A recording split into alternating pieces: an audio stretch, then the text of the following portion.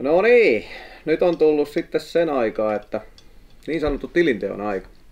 Eli nyt siirrytään tämän tuotantokauden viimeisen jakson pariin, missä kerrotaan karusti ja kaunistelematta se, että kuinka paljon tämmöisen auton tekeminen nyt sitten niin kuin maksaa.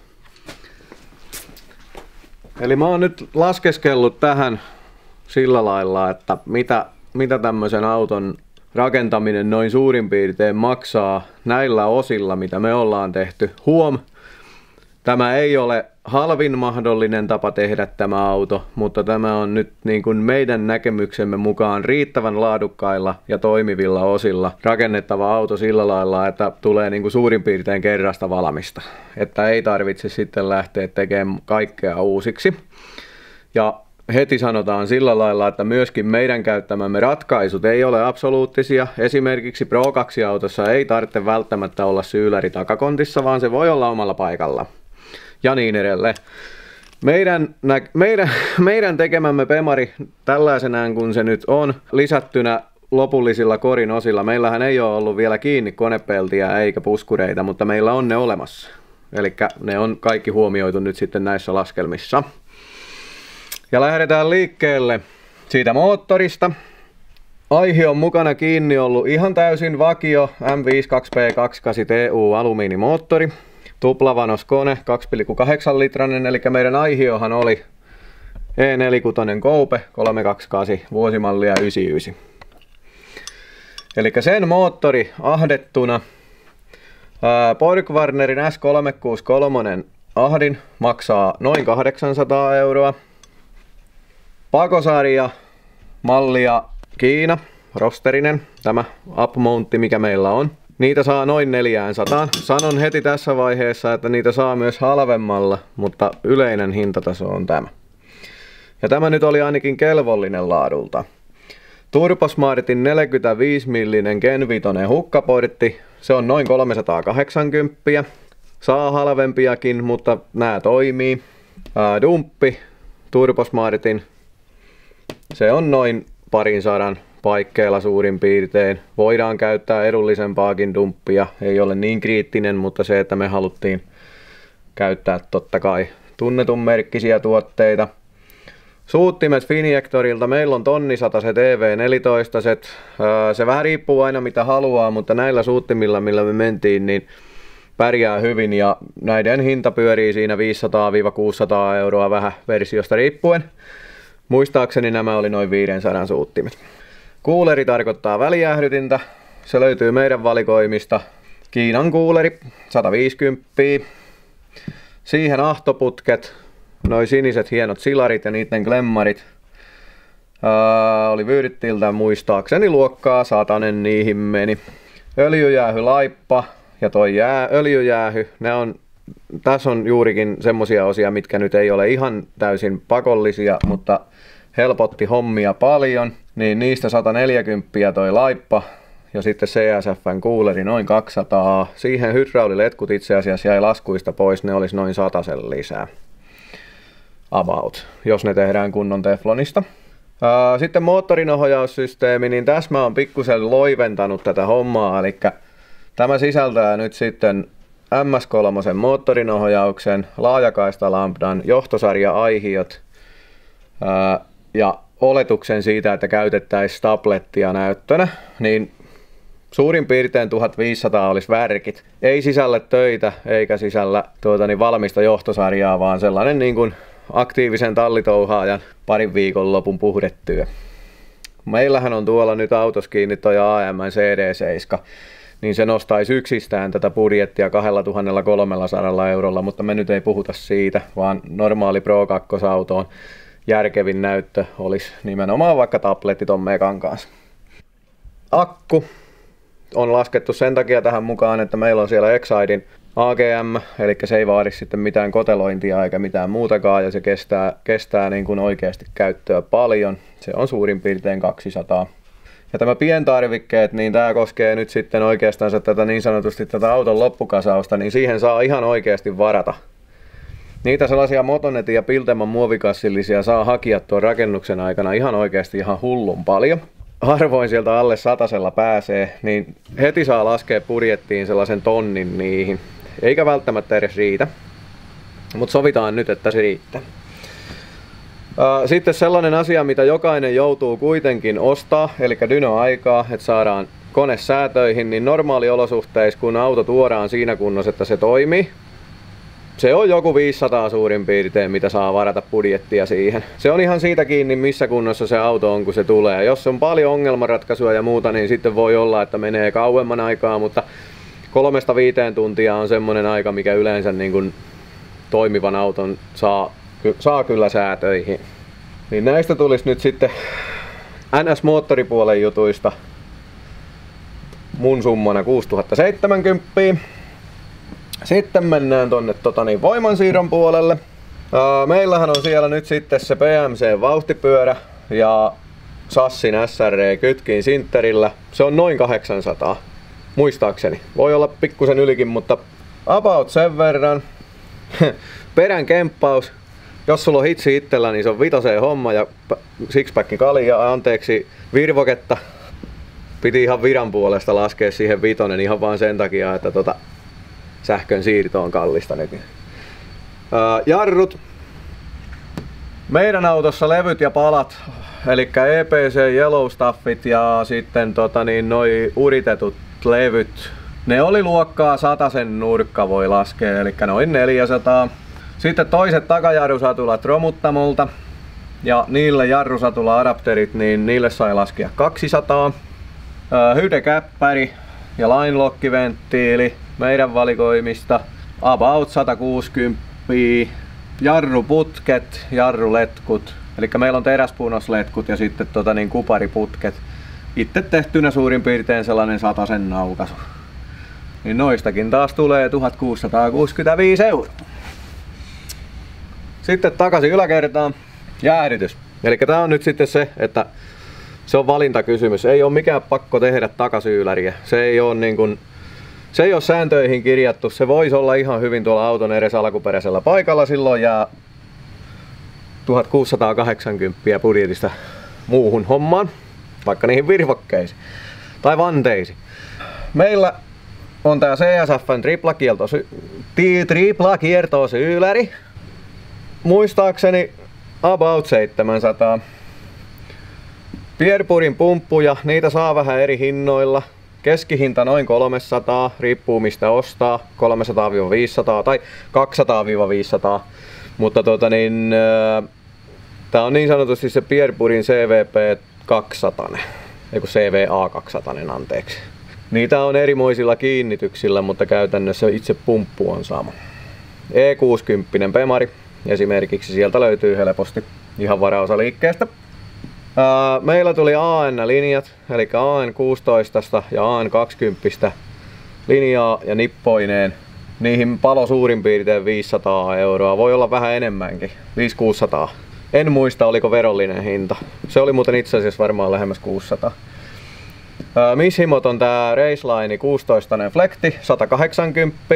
Siihen löytyy myös sitten kyllä muutaman kympin halvempaa spalliakin, joka ajaa asiansa kanssa. Sisusta. Siihen meillä on laskettu nyt näin niin kuin könttähintana penkit, vyöt ja pellitykset. Pellitykset siis tarkoittaa käytännössä ovien sisäpintoja ja sitten noita takakylkiä. Ne nyt käytännössä aika moni tekee suorasta pellistä, alumiinipellistä, niin se on vaikea sanoa mitä ne maksaa, mutta joistain kympeistä satasiin. Ja penkit sama juttu, se on niin henkilökohtainen asia mikä on hyvä. Meillä jos on esimerkiksi kuskilla on toi Ompin RSPT 2, niin se on joku vähän alta 500 € uusi. Yksi kappale. Ja sitten noi Drift Shopin vyöt, niin ne on 120, kun ne nyt oli suurin piirtein vai 110 € per pala. Se on semmonen tonnin budjetti, niin sillä saadaan sisustaa muutettua riittävästi. Huom, se ei sisällä kaaria, se tulee myöhemmin. Sitten alustamuutokset, eli meillähän on se Driftmaxin lokkitti ja sitten lollipopit siihen lisäksi, eli suomeksi sanottuna kasterisäädöllä olevat taaemmat puslan korvikkeet, eli tukivarren takapusla on käytännössä Uniball lollipoppi. Niin niistä tulee noin 1200. D2 Drift-alusta. Se on ihan niinku sanotaanko hyvä budjettiratkaisu. D2 PC Racing, mitä näitä on. Noin 1100. Takatukivarret, meillähän on alkuperäiset ne niin sanotut kitaravarret siellä, eli mitä vasten jousi on, mutta sitten taas muut varret on säädettäviä, niin Pauttiaralla 400. Ei ole nämäkään pakolliset, mutta niillä saadaan kuitenkin säädettyä vetopitoa huomattavasti paremmaksi alkuperäisestä. Niistä tulee yhteensä noin 2700. Sitten näitä pinnallisia puolia. Ja näissä kohtaa nyt sitten valintojen maailma on suuri. Pro 2 auto ei välttämättä tarvitse mitään hipokorisarjaa, siihen voi tehdä ihan vaikka nepparikaarilevikkeet tai muuta. Mutta se, että jos lähtee tälle linjalle, mikä meillä, että meillä on esimerkiksi tämä Widestin CSL-luukkeri korisarja, joka levittää autoa kohtuu kivasti. Se korisarja plus luukut, eli lasikuituinen konepelti ja lasikuituinen takaluukku, niin saadaan laskea plus sitten muut himmelit, mitä tuohon koriin tulee. Pauttiarallaa 1400. Maalaus. Jos auto viedään niin kuin maalarille, että sitä ei maalata itse, vaan se valmistellaan sisältä ja päältä niin, että se ruiskutetaan. Esimerkiksi meidän tapauksessa tuolla valkoisella teollisuusmaalilla, kaksikomponenttisella, mikä ei vaatinut pohjatöitä, niin siihen saa laskea maalarista riippuen suurin piirtein 2,5 tonnia. Voi päästä neuvottelemaan vähän edullisemmaksikin, jos riippuen ihan pohjien kunnosta. Sitten turvakaaret. Meillähän teki Koskimaa Racing.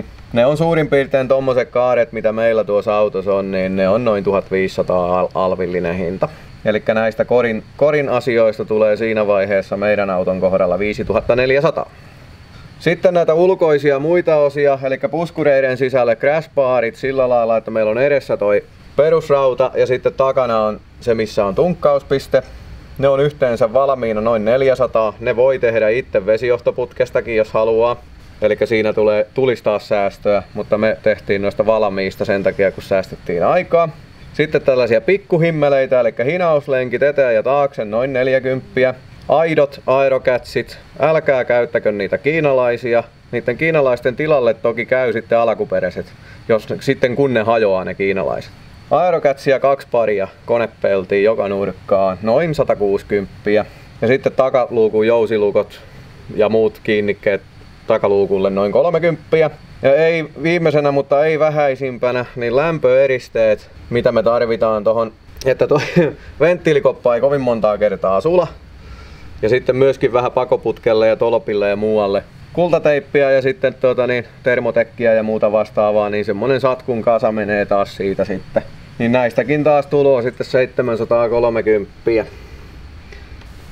Tässä kohtaa ei olla vielä sitten näissä laskelmissa huomioitu sitä, että mitä se aihio maksaa. Sehän on täysin tapauskohtaista. Että suurin piirtein tommonen 4-kutonen koupe hyväkuntoisena, niin että se on niin kuin mahdollisimman vähällä korjaamisella helppo aihio, niin heitetään tällä hetkellä, että se olisi noin 3 tonnia. Sillä 3 tonnin aihion hinnalla meidän automme kokonaiskustannus rakentaa tämmönen 4-kutonen Pro 2 Drift Car 22 245 €. Plus vanteet ja renkaat. Eli emme laskeneet nyt vielä sitten noita JR2 tuohon mukaan. Se on ihan sitten omasta budjetista ja omasta mielenkiinnosta kiinni ensinnäkin, että minkämoisia vanteita haluaa käyttää. Niihin voi upottaa rahaa vaikka kuinka paljon. Sanotaanko, että tonnillakin saa aikamoisen nipun, vaikka nyt käytettyjä Pemarin vanteita, mihinkä saa sitten 225 kummia päälle. Mutta se, että teidän kannattaa muistaa se, että jos te rakennatte tämmöisen auton, niin silloin myöskin varsinkin näitä viimeisiä tarvitaan. Romurenkaillakin pystyy ajaa ja näin. Siksi ei laskettu nyt sitten näitä vanne- ja rengaskuluja tähän hommaan mukaan ollenkaan. Mutta se, että tämä hinta on nyt niin sanotusti semmonen hinta, että sanotaanko, että normaaleilla osien hinnalla, millä näitä osia yleensä saa, niin tämmöisen auton pystyy rakentaa. Ja työn osuuksia täällä ei ole mitään muuta kuin dynosäätö Ja sitten niitä sekalaisia pientarvikkeita on tosiaan nyt tähän laskettu sitten sen tonnin edestä. Se on nyt sitten vähän jokaisesta kiinni, mitä löytyy valmiina, mitä pystyy käyttämään niin sanotusti kierrätysosia kaverilta. Ja näin tämä ei todellakaan ole semmoinen hinta, että se maksaa väkisinkin tämän verran, vaan tämä on nyt se esimerkki siitä, että mitä meidän auto on tullut maksamaan. Ja täytyy sanoa, että onhan se, onhan se maksanut. Tässä kohtaa haluan kiittää teitä kaikkia seurasta tällä meidän ensimmäisellä How to Drift Car-kaudella. Nyt me aletaan pureskella tätä hintaa ja me aletaan miettimään sitten uusia kujeita. Eli Haapalan Jiri JRJ Karakelta loikkaa nyt sitten meidän kelkkaan ja Jiri rupeaa käskyttämään Pemaria. Nyt ollaan ajettu hyvää testiä Pro 2-autolla, joka on nyt sitten Jirin, sanotaanko, tottumistasolle hyvä. Eli Jirihän on ajanut kolmoskoppasella Supralla pari kautta tuossa ja nyt hyppää sitten tonne Pemarin kimppuun ja nyt tullaan näkemään talvella sitten uusi tuotantokausi autonrakennuksesta, jossa me näytetään se, että mitenkä tehdään järkevän hintainen SM-tason drifteri. Eli noin 750 hevosvoimainen takohiilumoottorilla oleva järkevällä ja luotettavalla voimansiirrolla, mahdollisesti suorakytkentävaihteistolla ja vähän järeemmällä perällä. Keskitytään siihen, että mahdollisimman paljon autosta saataisiin 5-minuuttisen aikana kunnostettua, koska kaikki hajoaa aina. Ikuista tässä lajissa ei ole. Ja myöskin sitten lisäksi meillä on tulos vielä toinen videotuotanto.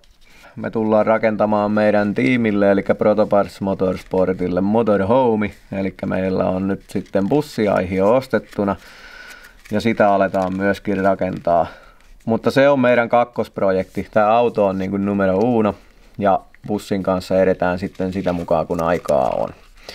Mutta myöskin siinä me edetään sillä samalla tulokulmalla kuin mitä kaikissa näissä muissa meidän videoissa, eli me tehdään järkeviä asioita järkevällä rahalla, me ei ruveta tekemään siitä mitään näyttelypeliä siitä bussista, vaan siitä tehdään 6-henkisen tiimin järkevä kulkuneuvo kisakaudelle, koska se on semmoinen juttu, mikä monella on tänä päivänä mielessä, että bussin rakentaminen on niin kallista, että sitä ei todellakaan voisi tehdä. Me näytetään teille se, että te olette aika väärässä. Se on yksi halvimmista kulkemismuodoista, kun ruvetaan näistä romuralleista puhumaan. Mutta ei mitään. Tää oli nyt tässä ja mä unohdin tästä laskelmasta varmasti jotain. Ihan varmasti unohdin. Ja hinnat on tosiaan nyt semmosia noin hintoja kaikki, koska hinnat muuttuilee ja vaihtelee koko ajan. Lyökää semmonen 25 tonnia budjettia suurin piirtein, kun rupeatte haaveilemaan alusta asti Pro 2 auton tekemisestä kunnolla, niin siinä kohtaa teille ainakaan ei tule tilannetta, että ne rahat loppuisi kesken. Minä kiitän ja kumarran ja nähdään hetken kuluttua sitten uusissa kuvioissa. Kiitos paljon.